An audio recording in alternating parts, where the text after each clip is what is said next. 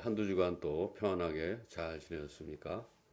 이제 날씨가 좀 이르게 덥기도 하고 또 지난 주간에는 상당히 또 좀 쌀쌀했던 비도 오고 그랬던 것 같습니다.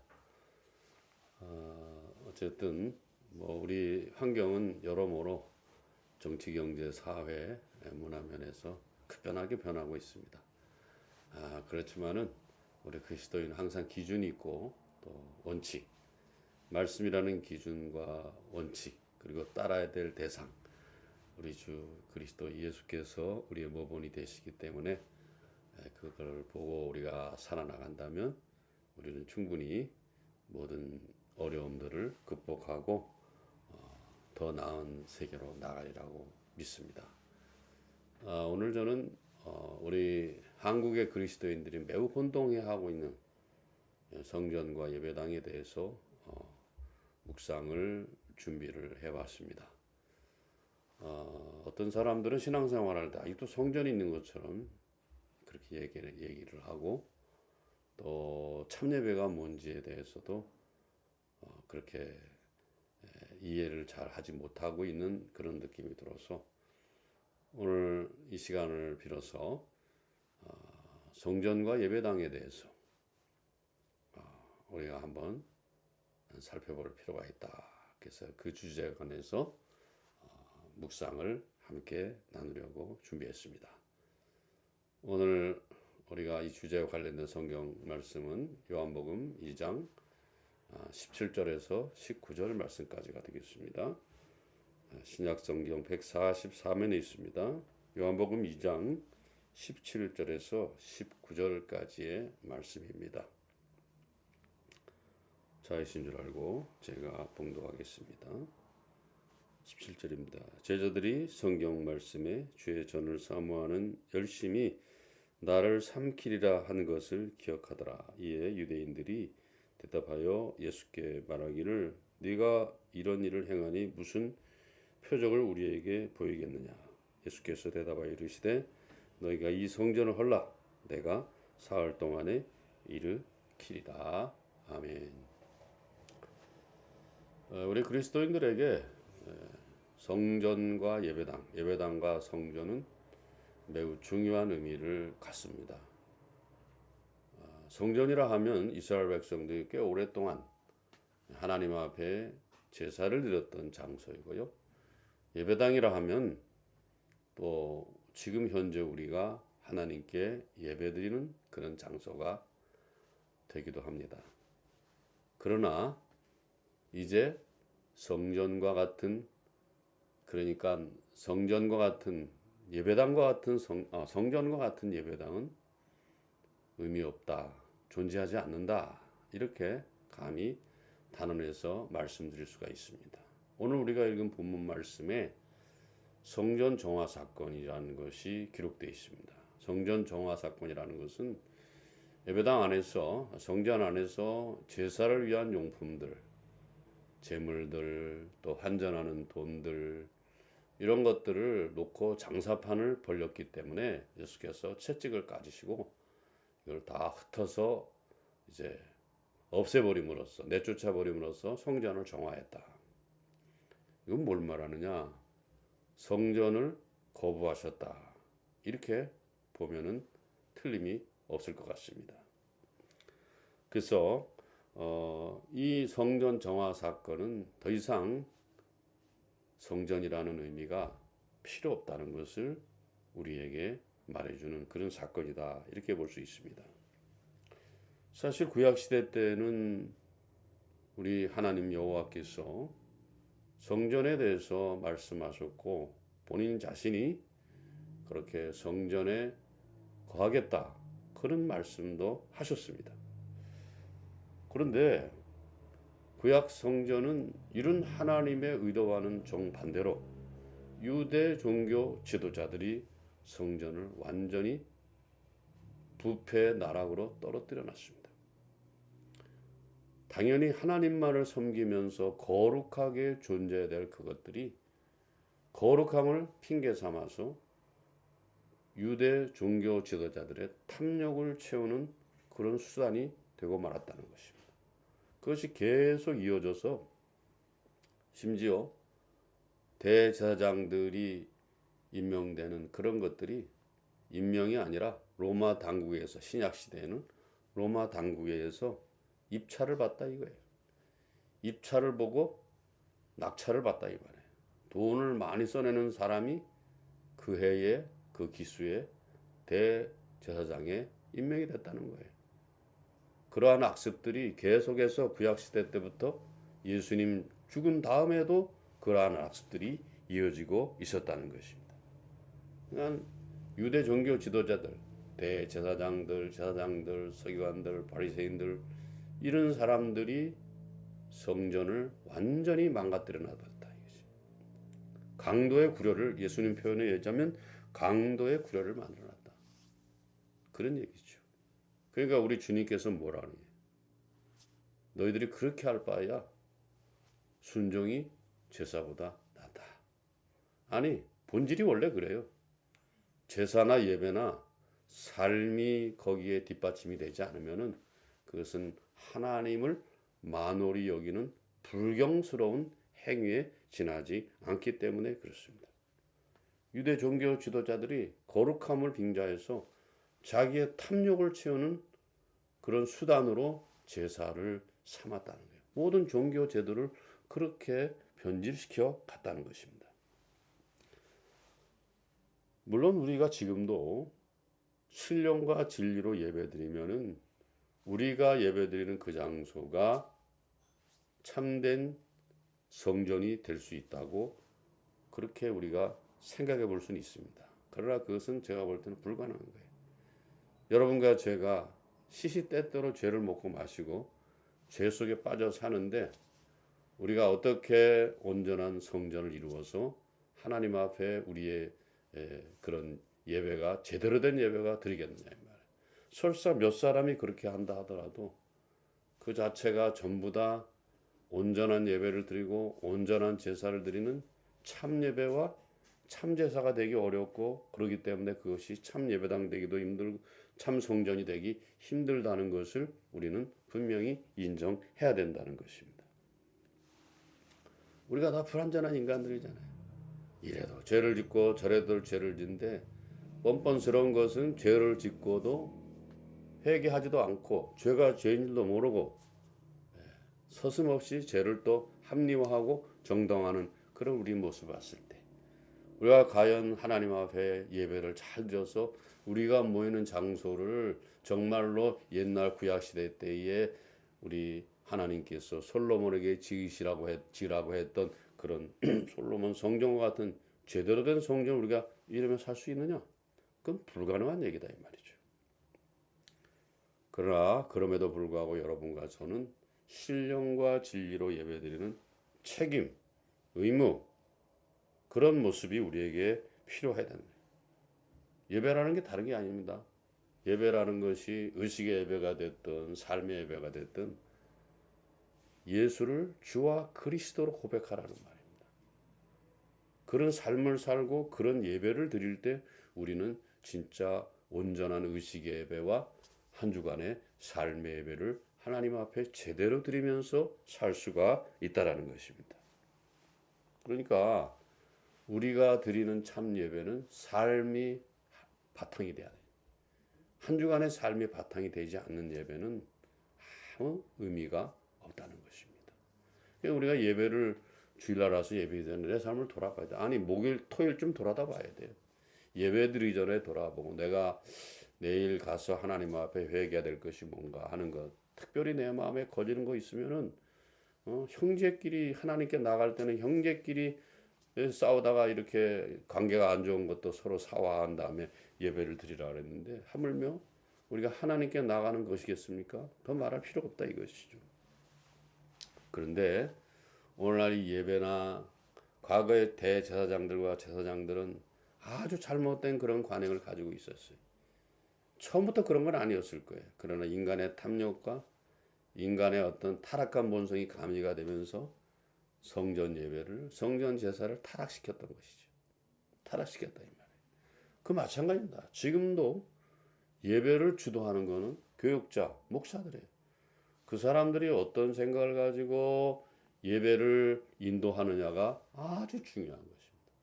예배는 하나님만 영광 받으세요라는 것이 중요한데 예배 시간에 뭐 성가대 잘했다고 박수 쳤었고 그러면서 뭐 그거는 하나님께 다 영광 드린다고 그런 거 다 집어쳐야 됩니다, 여러분. 정말로 조심스럽게 정말로 신령과 진리로 하나님 앞에만 영광이 돌아가는 그런 예배가 되도록 여러분과 제가 애쓰지 않으면은 그거는 참 어렵게 되는 것입니다. 인간 중심이 된 예배, 교육자 어떤 한 개인이 그냥 예배를 그냥 지 마음대로 돌려버려 가지고 이것저것 지적해 가면서 하는 그런 예배, 그런 예배 여러분들이 하나님 같으면 받으시겠습니까? 제가 하나님이라도 그런 예배는 안 받아요. 너 혼자 다 해먹어라. 그렇게 해버릴 거예요. 그래서 목회자가 인간에게 초점을 맞춰 드리는 예배, 그거는 하나님 앞에 불경스러운 거예요. 그리고 하나님을 만홀히 여기는 제일 위험한 그런 예배라고 말씀드릴 수 있겠어요. 예배라는 게 뭐예요? 죄를 멀리해야 될 그런 시간들입니다. 근데 늘 죄를 짓게 되고 죄를 가까이 하는 예배다? 그런 예배 드려서 뭐 하겠습니까? 예배 드릴수록 죄를 짓게 되는데 그것은 아주 잘못된 것이다 이 말이죠. 자, 많은 목회자들이 그런 유혹에 빠진다. 내가 설교를 하다 보면 설교를 잘하는 것 같아. 뭐 잘할 수도 있겠지. 그 사람들이 그것 때문에 은혜를 많이 받아. 그러면 어떤 생각이 듭니까? 아, 이제 내가 내 마음대로 이 예배를 핸들링을 해야 되겠구나. 그런 생각을 하게 된다는 것입니다. 그래서 예배를 하나님 중심으로 끌고 가지 않고 인간 중심으로 끌고 가고 내가 설교 잘하는 것에 내가 찬양 잘하는 것에 감동이 되고 이것은 아주 안 좋은 것이에요. 하나님께만 영광이 올라가도록 그렇게 우리가 예배를 드려야 되는 것이에요. 자기가 설교를 잘한다고 생각을 하고 또 교인들도 인정해 주고 또 많은 교인들이 자기 설교를 듣고 은혜를 받는 듯하니 자기가 마치 하나님의 대리자나 된 것이냐 껍죽대고 깝죽거리고 잘난 척하고 예배를 이렇게 이끌어도 되는 겁니까? 뭐 이런 생각까지 들었다면은 이거는 하나님 앞에서 그냥 그 예배를 통째로 사탄에게 넘긴 거나 마찬가지. 우리 요즘에 그런 예배들이 아주 많아지고 있어요. 성가대 찬양하는데 박수치고 지가 뭐 또 무슨 뭐 노래를 찬송가를 찬양을 빠르게 하라는 등 늦게 하라는 등 그 왜 그런 소리 하는지 모르겠어요. 되지 못한 것들이죠. 예. 나중에 하나님 앞에 뒤지게 맞아야 될 것들입니다. 예. 네, 누구라고 말은 안 하겠지만 그런 사람들이 많아요. 여러분 잘 아시는 것처럼 성전은 이스라엘 백성들이 광야 생활할 때부터 성막의 형태로 시작됐습니다. 자, 하나님은 그 힘든 생활하는 광야 생활 속에서 이스라엘 백성들을 위로하기 위해서 이스라엘 백성들과 가까이 지내기를 원했어요. 그렇기 때문에 성막을 지어놓고 그 지어놓는 방법도 다 가르쳐 주면서 내가 너희와 여기에 함께 하겠다 그랬습니다. 그런데 성막이 나중에 이제 정착 생활하고 왕국을 이루면서 성전이 되어버렸을 때 그때 완전히 뒤집어져 버렸어요. 그게 완전히 변질돼 버렸다 이 말이죠. 성전을 수단 삼아 유대 종교 지도자들은 유대 종교 지도자 자기의 탐욕을 채우는데 그 수단으로 삼았다 이 말이에요. 그래서 아까도 말씀했습니다만 하나님께서 이런 점을 간파하시고 니네가 그렇게 마음도 없이 생각도 없이 탐욕만으로 가득드리는 그런 제사 난 소용없다. 나는 그런 제사보다는 순종이 훨씬 낫다. 100배 낫다 그랬어요. 또 사도행전 7장 48절에 보면은 지극히 높으신 이는 손으로 지은 것에 계시지 않는다 그랬어요. 누가? 스데반이 그런 설교를 했습니다. 하나님만 예배하라고 성전을 세워놨더니 그걸로 인간의 탐욕을 채운다? 그런 현상들이 21세기인 오늘날에도 계속해서 이어지고 있어요. 거짓을 말하지요. 불법을 말하지요. 네? 이것이 다 하나님을 만홀히 여기는 것입니다. 교회 안에서 목사들이 자행하는 것들, 그리고 교회 리더 그룹이 자행하는 것들이 다 그런 것들이다 이 말이죠. 그리고 오늘 본문 말씀에도 보면은 그것이 계속 이어지고 있어요. 인간의 탐욕에 대한 경고, 그 성전을 통해 나타나는 그 탐욕에 대한 경고에 대해서 너희들의 성전을 사모하는 열심이 나를 삼키고 있다. 나를 삼키고 있다 그랬어요. 그리고 뭐라 말씀하시냐? 네가 너희들이 이 성전을 이렇게 허물고 있구나. 내가 3일 만에 일으켜 세워버리겠다 그랬어요. 놀라운 선언 아닙니까, 여러분? 이거 분명히 봐야 됩니다. 요즘에도 어떤 교회나 교인들이 예배당 짓고는 지어놓고 무슨 성전 그렇게 해놨더라고. 정신 나간 사람들이 아직도 그렇게 하고 있어요. 아주 참으로 위험한 인식이 아닐 수 없습니다. 예배당인데 왜 성전이라 그럽니까? 자기의 거룩함을 미화시키기 위한 것이지. 인간이 지어놓은 건물에 대해서 애착을 가지는 것이지. 이건 아주 안 좋은 것이다 이 말이죠. 왜냐? 그 이유는 예배랍시고 하나님이 아닌 인간에게 초점을 맞추는 거예요. 인간이 많이 긁어모았다. 인간이 대단하게 크게 지어놨다. 내가 다른 사람한테 인정받고 있다. 이거를 다시 한번 과시하고 싶은 거예요. 거기 하나님이 어디 있습니까? 인간 아무개나 있지. 돈 3천억, 4천억 들여서 5천억 들여서 그건 뭐 하는 짓이에요, 여러분? 그런 교회 여러분 좋아할 것이 하나도 없습니다. 여러분도 같이 거기에 빠져버리는 거예요. 조심하셔야 됩니다. 그래서 이거는 하나님이 예배의 대상이 되는 게 아니고 인간이 예배의 대상이 되어버린 그런 경우다 이 말이죠. 하나님은 아무데가 되었고 인간만 부각되는데 그게 어떻게 성전이 되고 그게 어떻게 예배가 되고 그게 어떻게 제사가 되겠느냐 그런 말씀입니다. 자, 그래서 본문을 다시 돌아보면 주님은 내가 너희들 3일 만에 헐라 내가 성전을 다시 짓겠다 그랬어요. 이게 무슨 말이에요?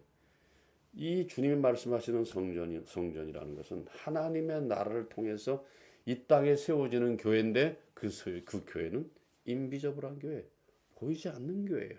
보이지 않는 교회다 이 말이에요. 세상에 성경 원본이 없듯이 이 땅에는 보이는 교회만 가지고는 안 돼요. 인비저블한 하나님이 진짜 인정하시는 그런 예배, 그런 성전 얼마든지 있을 수 있지. 그러나 건물은 성전이 아니라는 것을 분명히 해야 돼요. 왜? 건물을 믿기로 해서 여러 가지 인간의 타락한 모습, 그 병폐들이 계속해서 나타나고 있기 때문에 그렇다는 것입니다. 그러면은 하나님의 나라를 통해서 주님과 함께 성도가 세우는 그런 성전은 어떻게 세워질까? 하나님의 나라를 제가 설명할 때 두 가지를 말씀드린 적이 있습니다. 너 무엇을 위해서 살래? 하나님의 영광을 위해 살겠습니다. 내 영광이 아니고 인간의 영광이 하나님의 영광을 위해서. 어떻게 살래? 두 번째, 어떻게 살래? 하나님의 말씀대로 살래. 올바르고 선하게 살래. 이거예요.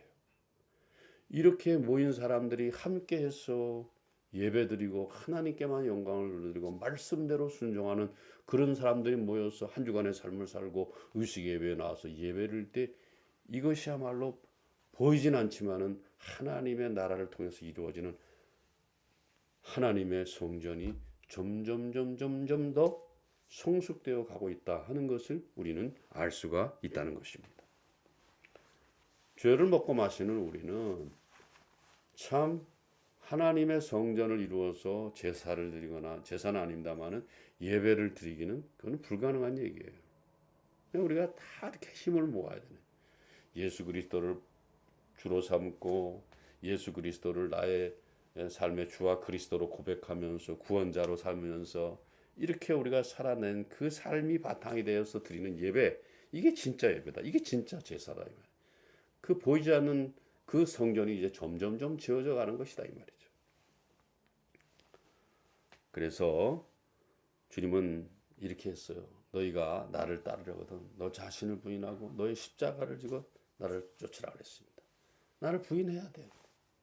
나를 부인한다는 것은 예수를 주와 그리스도로 삼는다는 거예요. 그리고 자기 십자가를 지는 늘 죄를 짓잖아.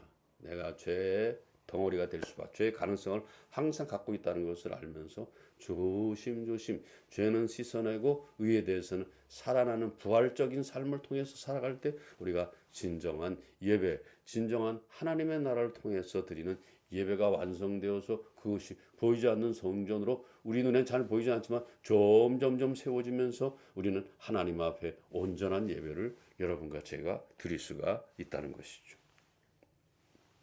언뜻 듣기에 예배당을 성전으로 말하는 거 별일 없이 그냥 아무 생각 없이 그냥 뭐 어때 이렇게 생각하는 사람이 있어요. 잘못된 거예요. 이 땅에 성전이 어디 있어요? 건물 하나하나를 인간 중심으로 바꿔버리는 게 예배당을 성전이라고 부르는 거예요. 거기다 사람 많이 불러모으고 거기다 이렇게 휘황찬란하게 지어놓고 뭘 과시하겠어? 거기 하나님 보이기나 해? 안 보이는 하나님은 싹 무시해버리고 인간만 떠받드는 그런 모습이 오늘 대형 교회들의 모습 아니겠어요? 거기다가 부자 세습을 안 하나, 논문 대필 안 하나, 여자 문제 있지 않나? 야, 진짜 웃기지도 않아. 그렇게 해서는 안 된다는 거예요. 그래서 우리가 예배당을 성전으로 부르는 것은 예배당을 인간의 탐욕의 장소로 바꾸는 시발이라는 것을, 시작점이라는 것을 우리가 항상 유념해야 됩니다. 경계해야 된다는 것이에요. 구약시대 때 주님의 시대 때에 유대 종교 지도자들이 다시 지금 움틀거리고 나타나고 있잖아요. 타락한 종교 지도자들입니다. 이 시대의 목사들 너무 많아. 너무 많고 오합지졸인데다가 아무것도 세상에 빛이 되는 게 없고 아무것도 덕이 되는 게 없는 것들이 오늘날 목회자들의 모습이 돼요.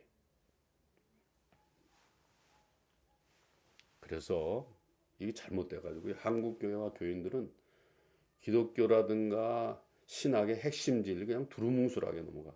그러니까 전부 다 두루뭉술하게 넘어가니까 전부 다 넓은 길로 다 나가버려. 넓은 길로. 하나님의 영광 이런 거 상관없어. 그리고 말씀 따라 사는 거 상관없어. 내가 하고 잡은 대로 해버리는 거야. 그게 무슨 신앙생활이에요? 그게 무슨 예수 믿는 거예요? 그건 안 되는 것이죠. 그렇기 때문에 목회자들은 말하나 행동하나 신중해야 되는 것이죠. 신학적 오늘 이 시대에 목회자들의 신학적 오류 때문에 수많은 수백만의 수천만의 그런 교인들이 다 오류에 빠지고 있는 거예요. 그 나중에 어떻게 감당하겠어요? 이제 묵상을 정리해 봅니다. 이제 무엇보다도 교인이 됐든 혹은 목회자가 됐든 배우고 확신하는 가운데 여러분과 제가 거야 된다는 것이. 그래서 원래 하나님께서 의도하셨던 신앙의 자리와 예배의 자리를 제대로 회복할 수 있어야 되겠습니다. 그랬을 때 우리는 진짜 보이지는 않지만 제대로 된 성전, 제대로 된 예배를 드리면서 하나님 앞에 더 가까이 나가면서 예수를 닮아가는 사람으로 온전하게 세워질 줄로 믿습니다. 이번 한 주간도 예배의 삶을 사시고 또 토요일쯤 가서는 의식의 예배를 또 아주 정성껏 준비하는 그런 모습이 우리에게 필요하고 그랬을 때 여러분 보이지 않는 하나님의 성전이 우리의 영과 진리로 드리는 예배를 통해서 준비되고 점점점 확대돼 갈 줄로 믿습니다. 이번 한 주간도 여러분들이 스스로가 예배하는 삶을 살고 스스로가 주님의 성전을 이루어가면서 하나님 앞에서 온전히 살아내는 그런 여러분들이 되시기를 주님의 이름으로 부탁을 드립니다. 감사합니다. 평안하십시오.